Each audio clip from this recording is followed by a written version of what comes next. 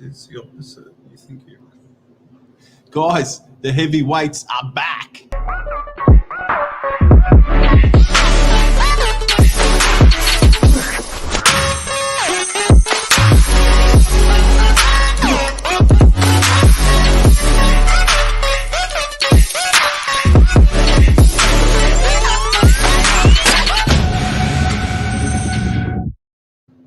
Guys, Monday evening, 8 p.m. 8 p.m. Glenn, good to be back with you, mate. It's been a while since we've sat down in Yeah, front of the camera. look, we I think everything's back to front. I got to move my tie. It goes the opposite way.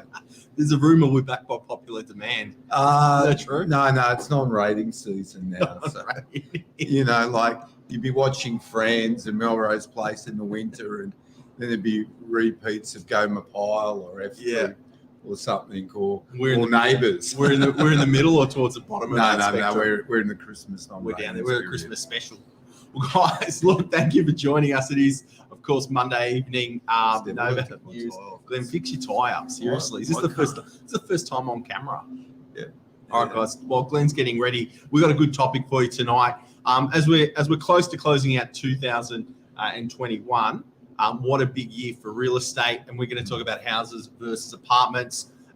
What's happened in the market between the two, what that means for you as a property owner. So when we're talking about houses versus apartments, we're really just talking about what product or what type of property has seen the most growth over the last decade. Yeah, spot on. Can you remember a decade ago, Steph?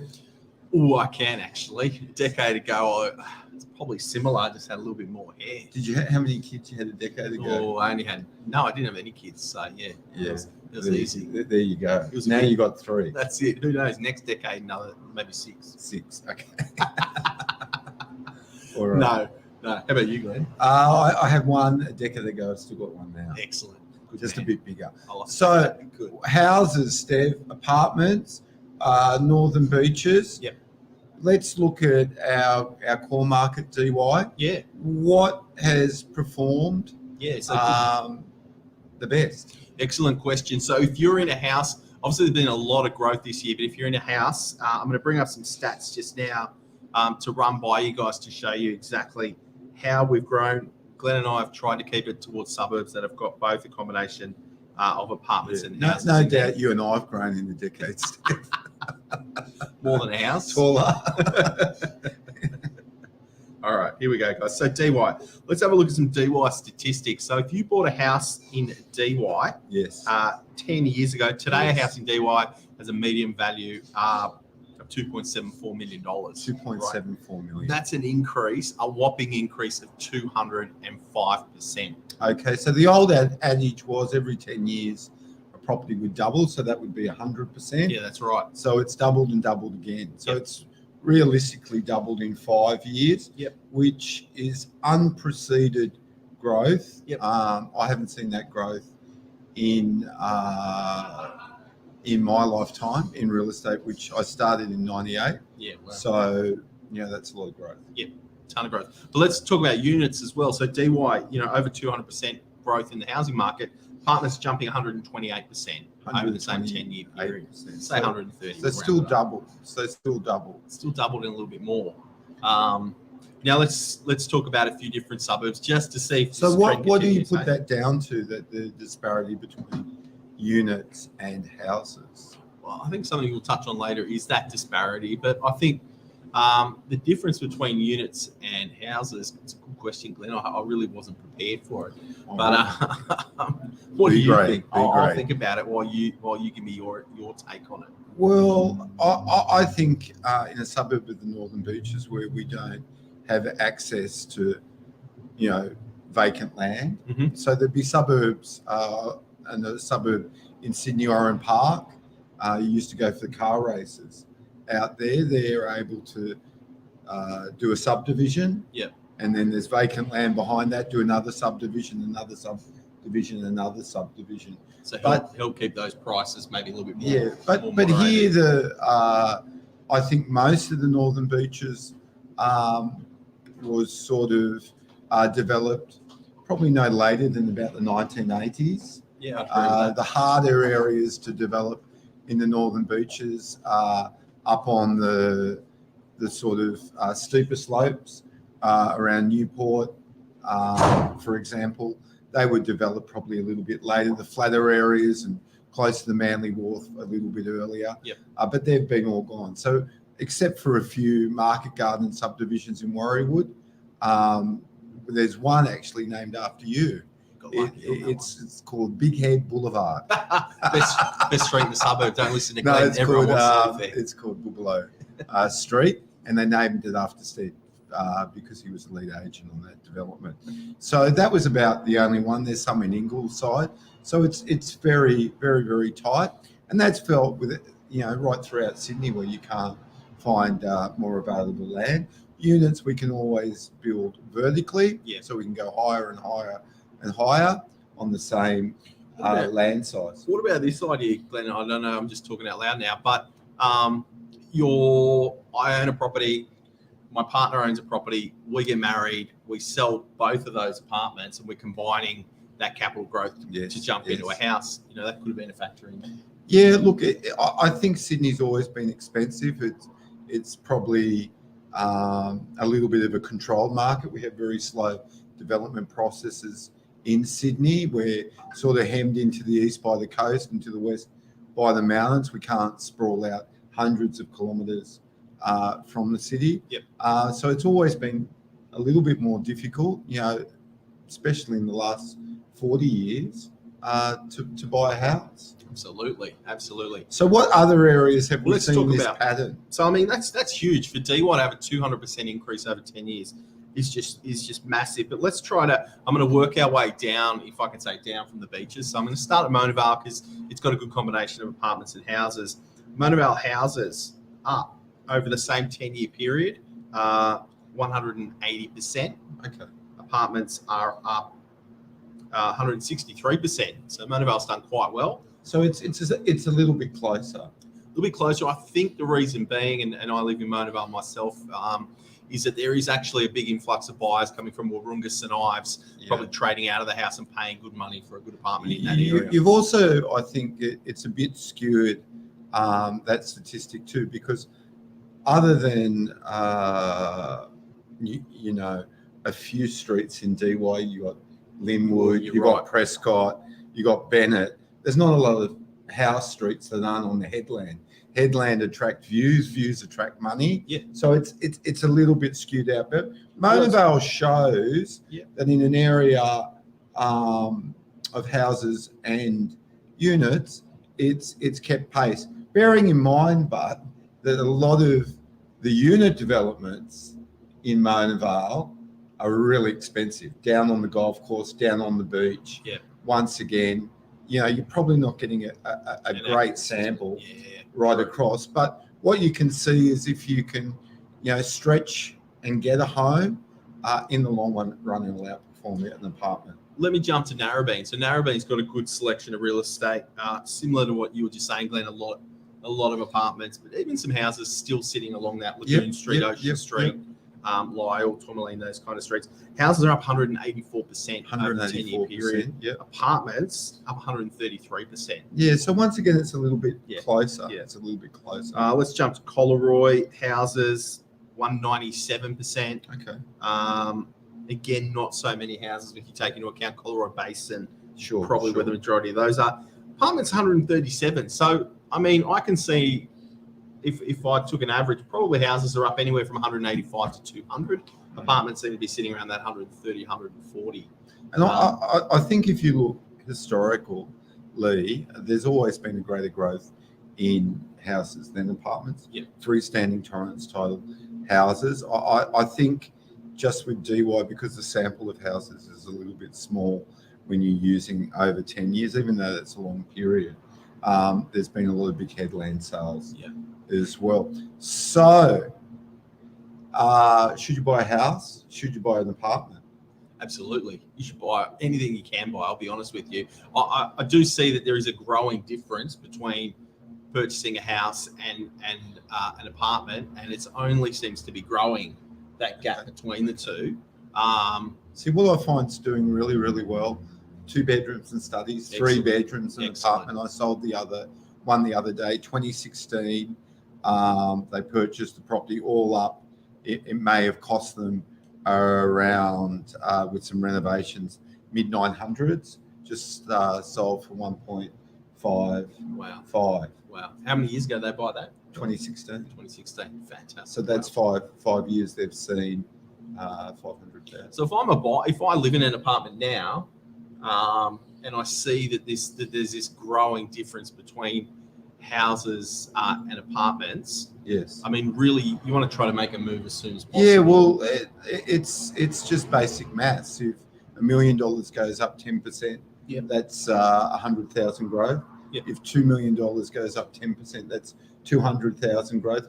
You're further away. You've lost 100,000. So you apply that, and also to there's probably more units in DY than there is houses, and everyone's competing for the same home. So I met a guy down the beach the other day. He was commenting to me. His name's Rocky, and he was saying to me, "Oh, Glenn, 2015, you were telling me buy this house on Griffithorne Road.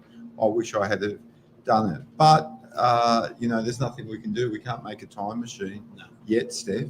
Would you say, like looking at this, at the growth rate that houses have had, and taking into account what you've just said, obviously with the percentage growth, it's only going to grow more, that apartment living is going to be the way of the future?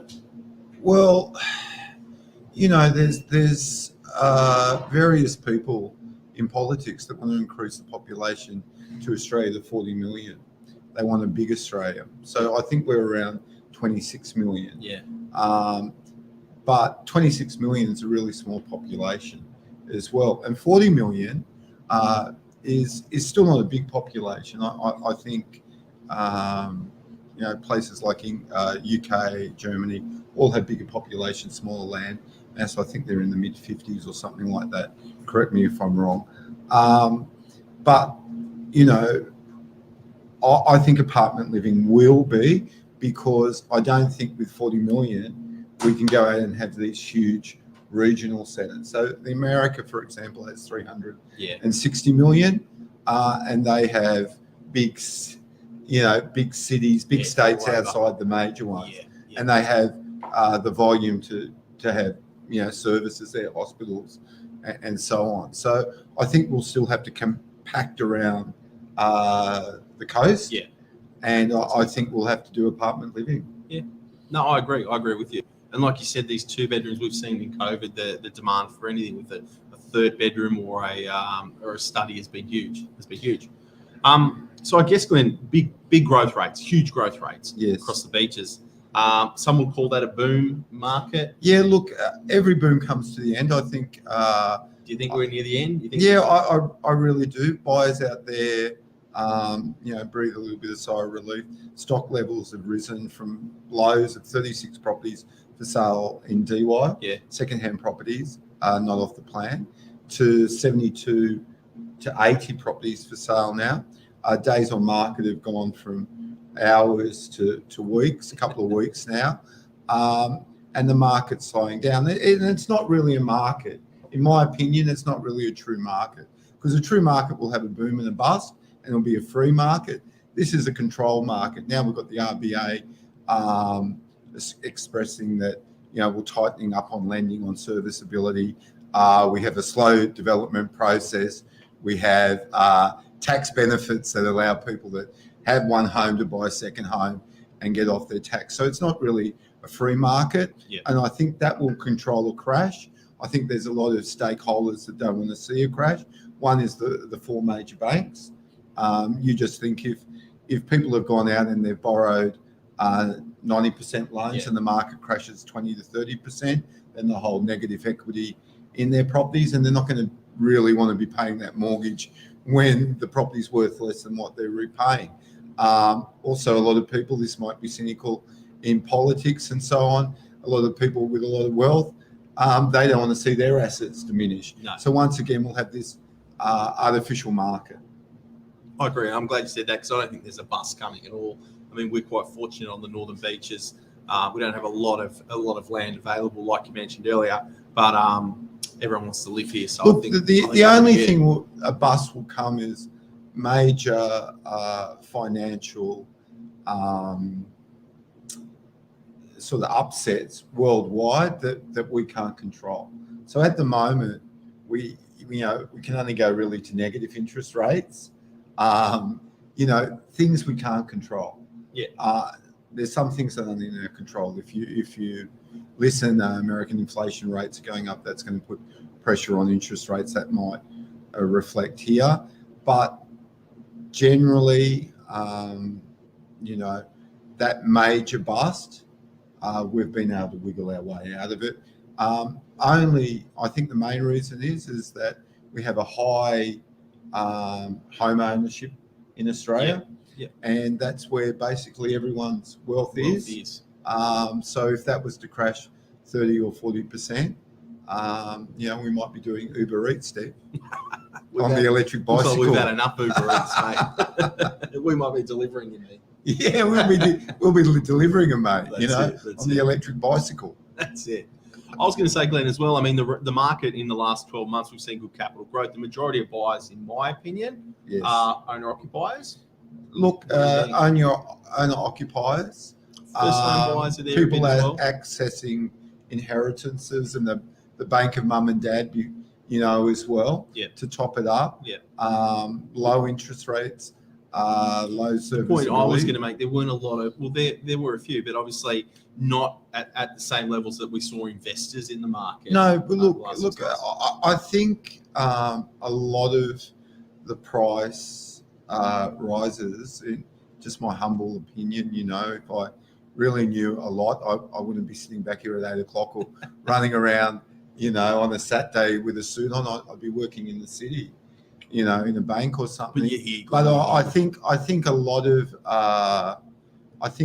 the prices were pushed just because of that low stock levels. Yeah. I think also too, we were able throughout COVID to handle, in most cases, unemployment pretty well, and people had confidence with low interest rates to go out and buy. Yeah.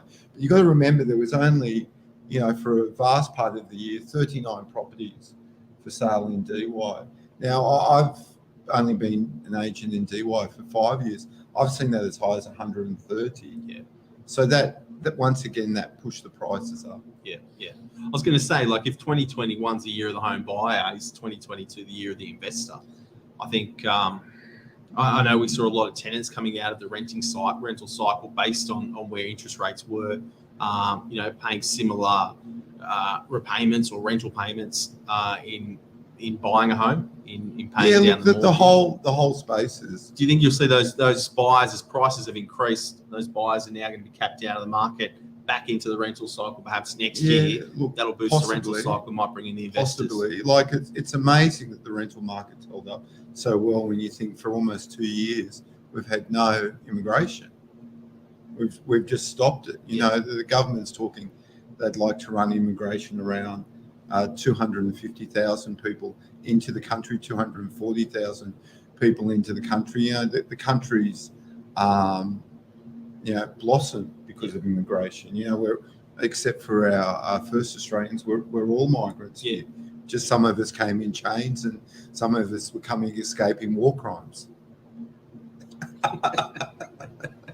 You came in chains, mate. I can tell straight away. But interesting topic. But look, so potential next year. What do we think? We're not thinking there's going to be a bus market by no means. I think we've seen the growth that we're going to see in houses. There might be some gas still in the apartments. Do you think? Yeah, look, I think we'll see 200% I think next year over the first quarter, it will be pretty. Look, I think over the next quarter next year, it'll be pretty similar to now. I don't think the changes in banking will really start and serviceability will start to hit. Yep. I think maybe moving into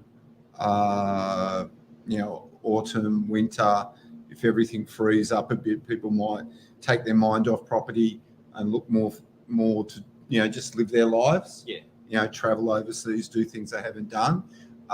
It'll be interesting to see once immigration starts up. You know, like I've got a friend. He's got a property in Parramatta. He's barely seen any growth at all. Now he was saying, look, it's an area. No, it's big supply, an area that attracts a lot of immigration. You know, it's close to the city. There's work there. There's hospitals there. There's schools there. There's jobs there. He's seen very little growth. So I think we've seen also over COVID, over this period, we've seen people move to lifestyle locations. I think we've broken the shackles of 9 to 5. I think we've broken the shackles of people working to time and not to task. Yeah, great. And subsequently, these areas, you know, try to buy a property in Byron Bay, Lennox Head, those sorts of areas, South Coast, Huskisson. It's as expensive as the Northern Beaches. You're right. So people are looking at that. So I think it will continue to be interesting into the middle of next year. So do you reckon if you're going to put your money somewhere, those coastal, can I call them regional areas, but might be a good investment? I think there's a lot of money's already gone there, but they could be the future growth. If I'm thinking I'm a buyer. Yeah, look, I think any area that's depressed now, I actually think will have its time again. I think if you look for areas that show good value now, because there's high vacancies in apartments. If you take a 10-year approach to real estate, I don't think that will continue. Yeah, because they're good areas. They're on trade lines. Yeah, it's just that, you know, I think Mark was saying the other day, he was quoting like we've had 1 million people leave Australia and return home because of COVID. Yeah. We've stopped students coming to the country for 2 years. So those areas where you would have that sort of tendency, hopefully we return to normal somewhere in 2022 and move back. Yeah, okay. Good comments. I think if you are looking out of Sydney, but transport and lifestyle are going to be the two keys to it. Because if you're only coming into town once or twice a week, good train line I think will be vital for those regional areas, and I think lifestyle will be key for those regions as well. You know, the one thing that I'm sure of, Steve, we'll be another year older next year, and between 3 and 5 kilos heavier. That's my prediction. Sounds like a boom market for you and I, Glenn. A boom market on the chapapis. What are they? The Chapapi, the little Serbian sausages. They'll be going down a tree all Christmas. Absolutely. But guys, that's kind of a quick little snapshot from Glenn and I. We have a bit of fun here on a Monday night. But if you've got any questions, anything we can help you guys with, if you're thinking buying, selling real estate, renting, you're a tenant, you're a landlord, anything we can help you with across Australia, feel free. Shoot us a call, shoot us an email. I really do think that next year it will steady. I think there's nothing better than living in your own home or paying it off. Yeah. We manage over 1,500 properties here, and even our most experienced property managers hate that call. The owner's moving back in. We're putting, to the tenant, we're putting it on the market. Yeah. The kids are moving in, Yeah. They want to renovate it, and you've got to move. So, if you can afford it, it may not even be in your dream area, but to have that security for your family, for yourself, your compulsory savings, with what it looks like the country will do, will grow in population, grow in immigration again. Yeah. Unfortunately, it may not get cheaper. Maybe jump in now because and like you hinted on earlier, Glenn, it is really in maybe not at an individual level, but at a state level, at a political level, at a national level. They don't want the property market not necessarily to not grow or to slow down, but they do not want to bust in this important sector of Australian wealth. I know we're rambling a bit, but stamp duty contributes to the third highest form of revenue in New South Wales. The third. Oh. So it's colossal. Our hospitals, our roads, our airports, our schools, though we get national funding, partly funded by the states as well. That's also through stamp duty. Yeah. Everyone's wealth, their retirement, Yep. often is downsizing and going to something smaller. Yep. So for those reasons, a major bust probably won't happen. Yep. We did come off 10%, I believe, 10 to 12% between 2017 to 2021. Yeah. And then we've picked that up again. Straight But away. we'll let everyone get to bed or watch Netflix or whatever they do, and we'll see you all another time. Guys, thank you. Thanks for joining us. STEVAN, myself, BUBALO, and of course the ever youthful Glen Higgs. Thank you very much. Guys, have a great night. Bye. Bye-bye.